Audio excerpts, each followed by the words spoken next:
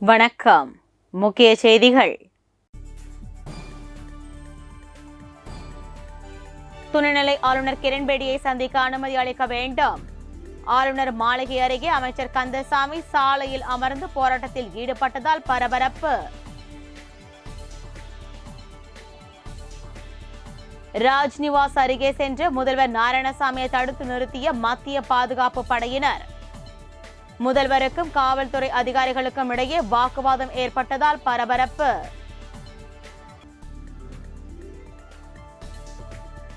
நடைபெறவுள்ள புதுச்சேரி சட்டப்பேரவை தேர்தலில் போட்டியிடப் போவதில்லை. அமைச்சர் மல்லாடி கிருஷ்ணராவ் பேச்சு. லாஸ்பேட்டை அரசு ஊழியர் குடியிருப்பு வளாகத்தில் கட்டப்பட்டுள்ள சமுதாய நலக்கூடம் திறந்து வைத்தார் அமைச்சர் நமச்சிவாயம். வாக்குறுதிகள் நிறைவேற்றாத காங்கிரஸ் தேர்தல் அறிக்கை எரிக்கும் போராட்டம் 21ஆம் தேதி நடைபெற உள்ளதாக பாஜக மாநில தலைவர் சாமிநாதன் தகவல்.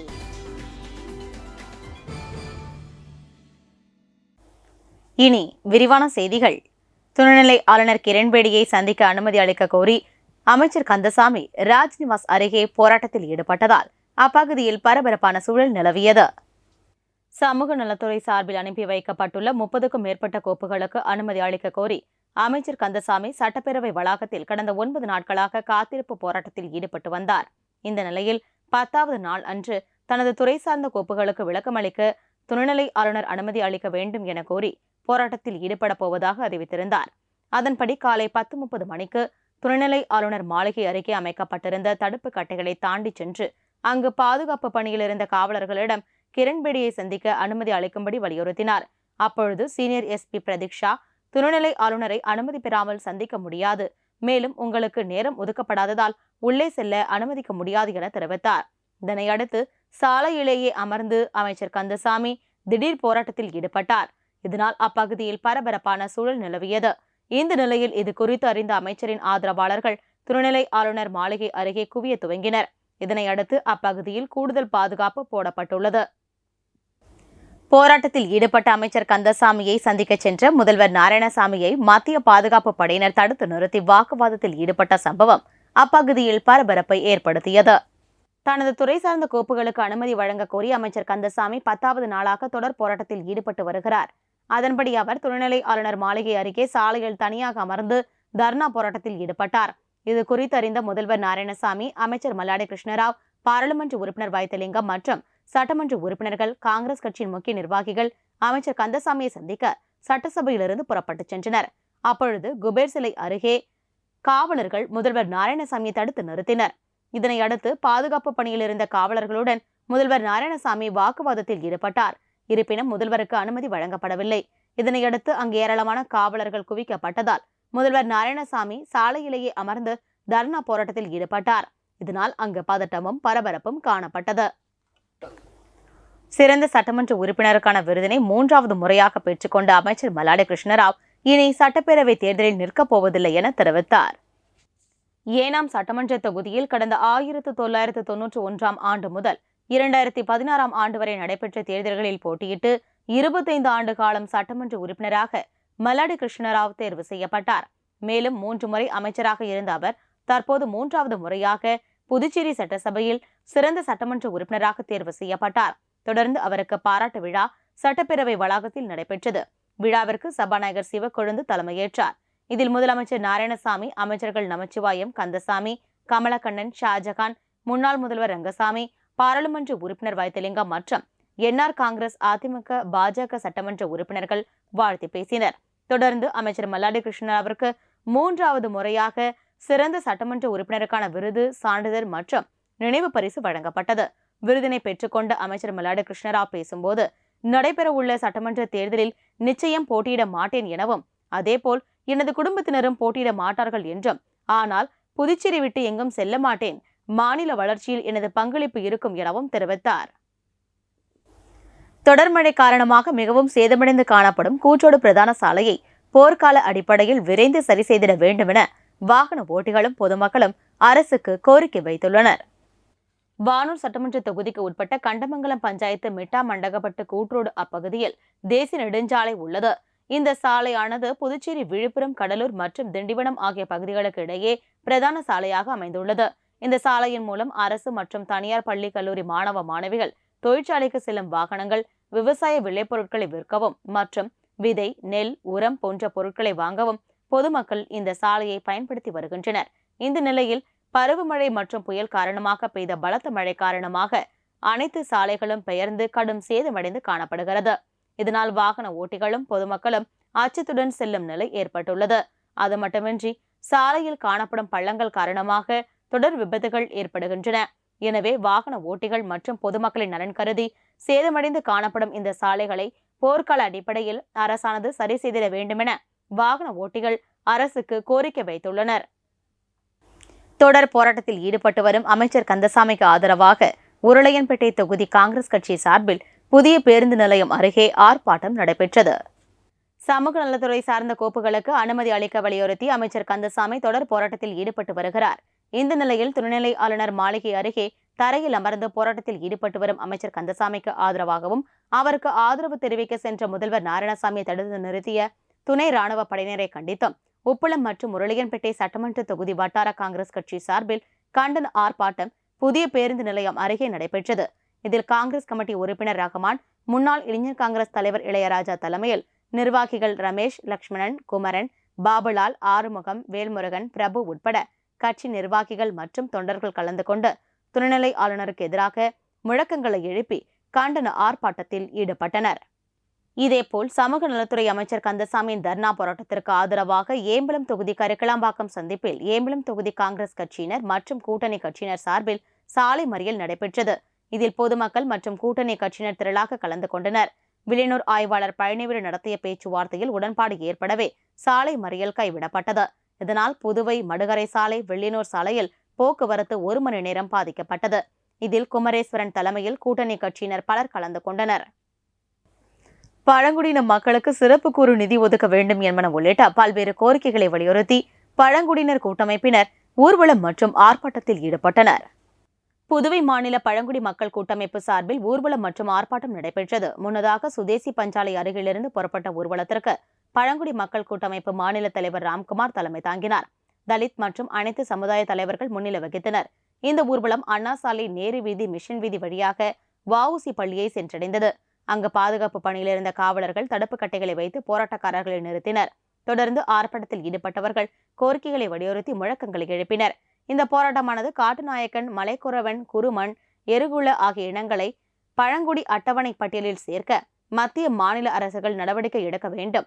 இருளர் இனத்தை மக்கள் தொகை கணக்கெடுப்பில் சேர்க்க வேண்டும். பழங்குடியின மக்களுக்கு சிறப்பு கூறு நிதி ஒதுக்க வேண்டும். இலவச மனைப்பட்டா வழங்க வேண்டும் என்பன உள்ளிட்ட பல்வேறு கோரிக்கைகளை வலியுறுத்தி இந்த ஆர்ப்பாட்டம் நடைபெற்றது. இந்த ஆர்ப்பாட்டம் குறித்து அமைப்பின் மாநில தலைவர் ராம்குமார் கூறும்பொழுது, புதுச்சேரியில் உள்ள காட்டுநாயக்கன், மலைக்குறவன், குருமன், எருக்குலா இனங்களை மத்திய அரசின் அட்டவணை பழங்குடி பட்டியலில் சேர்க்க புதுச்சேரி அரசு மத்திய அரசுக்கு விரைந்து கோப்புகள் அனுப்ப வேண்டும். மேலும் இருளர் இன மக்களுக்கு சிறப்பு கூறு நிதியும் 2021 சென்சஸ் மக்கள் கணக்கில் சேர்க்க வேண்டும். மேலும் பழங்குடி மக்கள் வசிக்கும் பகுதியிலே வானமே கூரையாக வாழும் பழங்குடியின மக்களுக்கு இலவசமான பட்டாக்களை 2 மாதத்துக்குள் வழங்க வேண்டும். அப்படி வழங்காவிட்டால் வரும் 26ஆம் தேதி குடியரசு தினத்தன்று பழங்குடி மக்கள் குடியரசு தினத்தை புறக்கணித்து அவர்கள் வீடுகளில் கருப்பு கொடி ஏற்றுவதுடன் 2021 சட்டமன்ற தேர்தலை புறக்கணிப்போம் என்று இந்த நேரத்திலே பல ஆயிரக்கணக்கான மக்கள் கலந்து கொண்ட இந்த போராட்டத்தின் வாயிலாக அரசுக்கு எச்சரிக்கை விடுக்கிறோம். இதேபோல் புதுச்சேரி அரசு சமூக நலத்துறை சார்பில் துணைநிலை ஆளுநர் மாளிகைக்கு அனுப்பி வைக்கப்பட்டுள்ள 30க்கும் மேற்பட்ட கோப்புகளுக்கு அனுமதி வழங்க கோரி அமைச்சர் கந்தசாமி 10வது நாளாக போராட்டத்தில் ஈடுபட்டு வருகிறார். இந்த நிலையில் இதே கோரிக்கைகளை வலியுறுத்தி விடுதலை சிறுத்தைகள் கட்சி சார்பில் அண்ணா சிலை அருகே ஆர்ப்பாட்டம் நடைபெற்றது. ஆர்ப்பாட்டத்திற்கு கட்சியின் முதன்மை செயலாளர் தேவ பொழிலன் தலைமையேற்றார். மாநில காங்கிரஸ் தலைவர் சுப்பிரமணியன், இந்திய கம்யூனிஸ்ட் மாநில செயலாளர் சலீம், மார்க்சிஸ்ட் மாநில செயலாளர் ராஜாங்கம், திராவிட கழக சிவ வீரமணி, மாணவர் கூட்டமைப்பு சுவாமிநாதன் உட்பட பல்வேறு கட்சிகள் மற்றும் சமூக இயக்கங்களின் நிர்வாகிகள் கலந்து கொண்டனர். ஆர்ப்பாட்டத்தில் துணைநிலை ஆளுநரை கண்டித்தும் கோப்புகளுக்கு உடனடியாக ஒப்புதல் வழங்க கோரியும் முழக்கங்கள் எழுப்பப்பட்டன. பாகூர் ஸ்ரீதேவி பூதேவி சமேத ஸ்ரீ வரதராஜ பெருமாள் ஆலயத்தில் திருக்கல்யாண உற்சவம் நடைபெற்றது.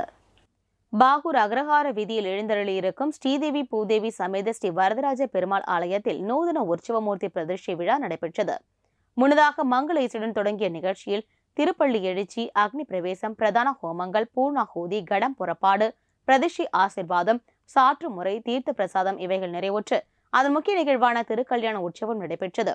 முன்னதாக பெண் அழைப்புடன் தொடங்கிய நிகழ்ச்சியை தொடர்ந்து அலங்கரித்து வைக்கப்பட்டிருந்த உற்சவ பெருமாள் மற்றும் ஸ்ரீதேவி பூதேவி ஆகியோருக்கு மாலை மாற்றுதல், காப்பு கட்டுதல், புதிய வஸ்திரம் சாற்றுதல், கன்னிகாதானம் இவைகளை தொடர்ந்து திருமாங்கல்யம் அணிவிக்கப்பட்டு மகா தீபாராதனை காண்பிக்கப்பட்டது.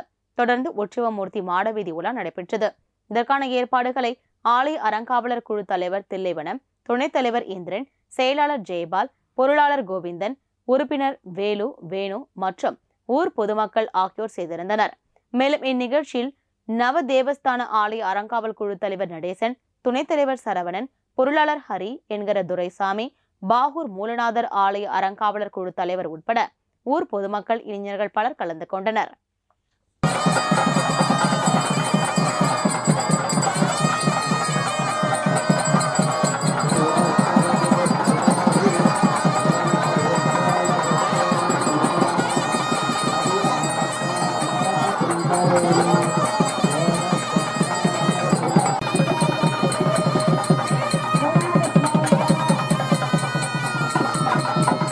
லாஸ்பேட்டை அரசு ஊழியர் குடியிருப்பு வளாகத்தில் சுமார் 5.68 கோடி ரூபாய் மதிப்பீட்டில் புதியதாக கட்டப்பட்ட சமுதாய நலக்கூடத்தை அமைச்சர் நமச்சிவாயம் திறந்து வைத்து பயன்பாட்டிற்கு கொண்டு வந்தார்.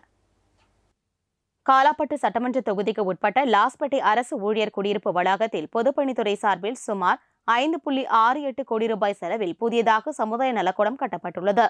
தொடர்ந்து அதன் திறப்பு விழா நடைபெற்றது. இதில் சிறப்பு அழைப்பாளராக பங்கேற்ற அமைச்சர்கள் நமச்சிவாயம் மற்றும் ஷாஜகான் ஆகியோர் சமுதாய கூடத்தை திறந்து வைத்து குத்துவிளக்கு ஏற்றி வாழ்த்தி பேசினர். மேலும் விழாவில் பொதுப்பணித்துறை தலைமை பொறியாளர் மகாலிங்கம், செயற்பொறியாளர் ஏழுமலை, உதவி பொறியாளர் பார்த்தசாரதி, இளநிலை பொறியாளர்கள் மோகன்ராஜ், ராமன் உட்பட பொதுமக்கள் பலர் இதில் கலந்து கொண்டனர். வாக்குறுதிகளை நிறைவேற்றாத காங்கிரஸ் தேர்தல் அறிக்கையை எரிக்கும் போராட்டம் பாஜக சார்பில் வரும் 21ஆம் தேதி நடைபெற உள்ளதாக கட்சியின் மாநில தலைவர் சாமிநாதன் தெரிவித்தார். பாஜக மாநில தலைவர் சாமிநாதன் செய்தியாளர்களை சந்தித்தார்.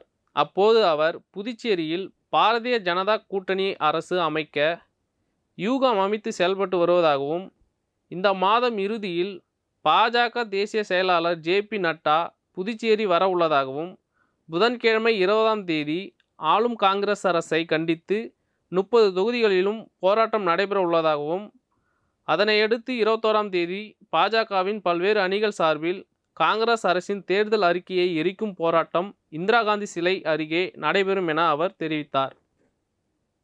புதுச்சேரி மாநிலத்தில் கர்நாடகாவிலிருந்து 30 தேர்தலுக்கு பொறுப்பாளர்கள் நியமிக்கப்பட்டிருக்கிறது தேசிய தலைமை. இந்த 30 ஒரு தொகுதிக்கும் ஒரு கர்நாடகத்திலிருந்து எல்லாம் அனுபவம் பெற்றவர்கள், வெற்றி பெற்றவர்கள், அதாவது கவுன்சிலர், மேயர். இப்போ உதாரணத்துக்கு லாஸ்பேட்டில் கர்நாடகனுடைய முன்னாள் மேயர் 4 முறை ஜெயிச்சவர் கௌதம் குமார் என்பவர் நியமிச்சுக்கிறாங்க. அதே மாதிரி எல்லா தொகுதியிலுமே இப்போ மணவெளி எல்லா தொகுதியிலுமே கிட்டத்தட்ட 4-5 முறை தேர்தலில் வெற்றி பெற்றவர்கள் 30 பேர் ஒரு தொகுதிக்கும் பாரதிய ஜனதா கட்சி தேசிய தலைமை நியமிக்கிறது. ஒட்டுமொத்தமாக பிஜேபியினுடைய நோக்கம் இந்த மாநிலம் 2021 பாஜக கூட்டணி அரசு அமைவதற்கான அத்தனை யூகங்களையும் தேர்தல் யூகங்களையும் முன்கூட்டியே நம்ம வகுத்துகிறோம். பொறியியல் படித்த மாணவர்களுக்கான வேலைவாய்ப்பு முகாம் குட்வில் நிறுவனத்தில் நடைபெற்றது. குட்வில் நிறுவனமானது மருத்துவ மாணவர்கள் பயன்பெறும் வகையில் பல்வேறு விழிப்புணர்வு நிகழ்ச்சிகளை நடத்தி வருகிறது. இந்நிலையில் பொறியியல் படித்த மாணவர்களுக்கான வேலைவாய்ப்பு முகாம் மற்றும் வழிகாட்டும் நிகழ்ச்சி குட்வில் அலுவலகத்தில் நடைபெற்றது. இதில் நிறுவனர் விஸ்வ கார்த்திகேயன் கலந்து கொண்டு வேலைவாய்ப்பு முகாமை தொடக்கி வைத்து மாணவர்களுக்கு பல்வேறு ஆலோசனைகள் வழங்கினார். குட்வில் ஓவர்சீஸ் எஜுகேஷன் ஆனது இப்போது வேலைவாய்ப்பு முகாமை ஏற்படுத்தி நடத்தி கொண்டிருக்கிறது. நமது புதுவையை சேர்ந்த மாணவர்கள், இன்ஜினியரிங் பர்டிகுலராக பொறியியல் படித்த மாணவர்கள், வேலைவாய்ப்பு தேடும் மாணவர்களுக்கு வழிகாட்டுதல் முகாம் இன்றையிலிருந்து ஆரம்பித்துள்ளோம்.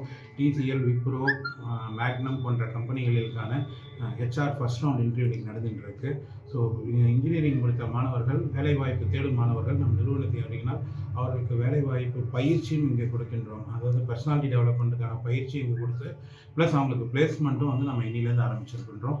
வேலைவாய்ப்பை தேடுகின்ற மாணவர்கள் நம்ம அலுவலகத்தை அணுகினால் அவர்களுக்கு வழிவகை நாங்கள் செய்கின்றோம். மேலும் நிகழ்ச்சியில் குட்வில் நிறுவனத்தின் ஊழியர்கள் உட்பட பலர் கலந்து கொண்டனர். பொங்கல் பண்டிகையொட்டி முதலியார்பேட்டையில் நடைபெற்ற கோலப் போட்டியில் வெற்றி பெற்றவர்களுக்கு சட்டமன்ற உறுப்பினர் பாஸ்கர் பரிசுகளை வழங்கினார்.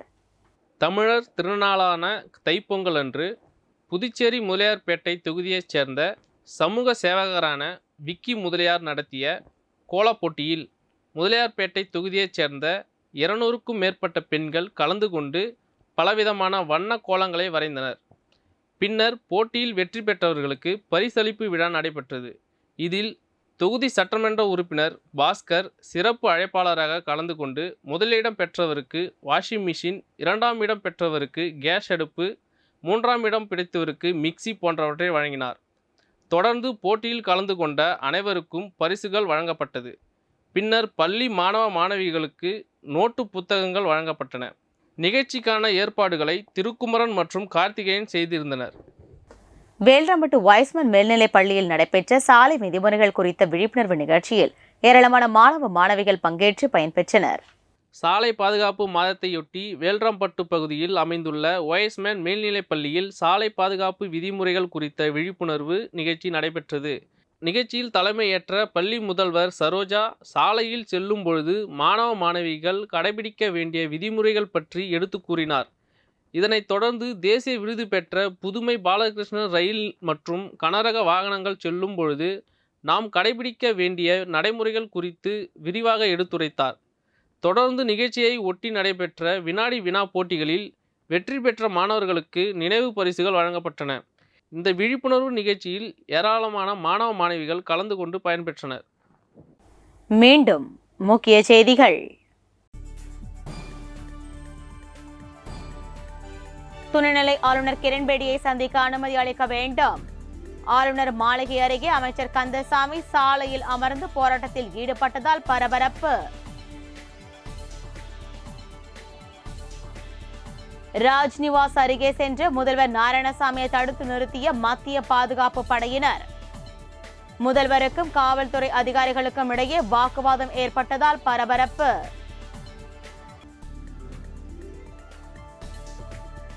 நடைபெறவுள்ள புதுச்சேரி சட்டப்பேரவை தேர்தலில் போட்டியிடப் போவதில்லை. அமைச்சர் மல்லாடி கிருஷ்ணராவ் பேச்சு.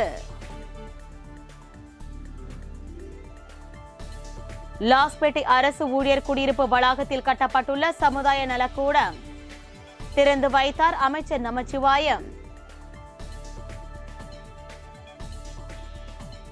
வாக்குறுதிகள் நிறைவேற்றாத காங்கிரஸ் தேர்தல் அறிக்கை எரிக்கும் போராட்டம். 21ஆம் தேதி நடைபெற உள்ளதாக பாஜக மாநில தலைவர் சாமிநாதன் தகவல். இத்துடன் இந்த செய்தி அறிக்கை நிறைவு பெறுகிறது. வணக்கம்.